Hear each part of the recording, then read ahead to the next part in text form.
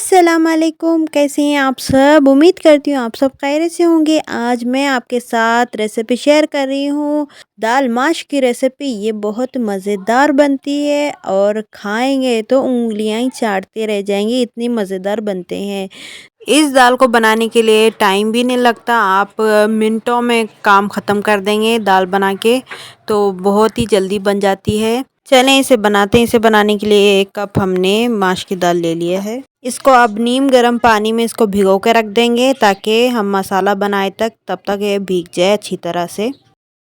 अब इसका हम मसाला रेडी करेंगे। चलें चूल्हे पे अब हम एक कुकर को रख लेंगे, उसमें डालेंगे आधा कप के जितना हमने घी को ऐड करेंगे। अब इसमें एक बड़ी कटी हुई प्याज को शामिल करेंगे, तो उसको अच्छी तरह थोड़ा ब्राउन कर लेंगे। गोल्डन हो जाए तो उसमें हाफ़ टी स्पून ज़ीरा डालें और 4 लौंग ऐड करें।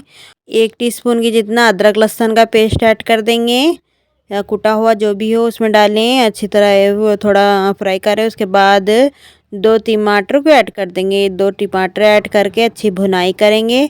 उसके बाद हमने लाल मिर्च पाउडर, हल्दी पाउडर, धनिया पाउडर, मसाले ऐड कर देंगे।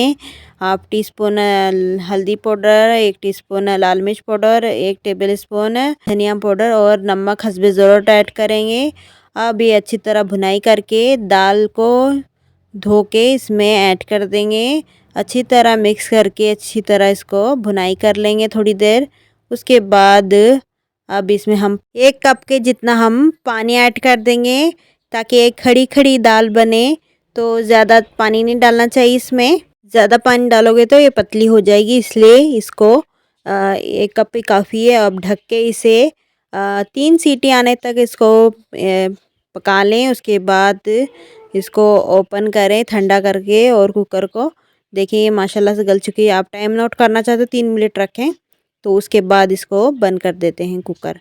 तो उसके बाद ये माशाल्लाह से रेडी हो गई है, बन के तैयार हो गई है। आप इसको चाहे पराठों के साथ खाएं, चाहे आप इसको रोटी के साथ खाएं, बहुत ही मज़ेदार लगती है। आपको ये वीडियो कैसी लगी आप मुझे कमेंट करके ज़रूर बताएं। अगली वीडियो मिलते हैं। अल्लाह हाफिज़।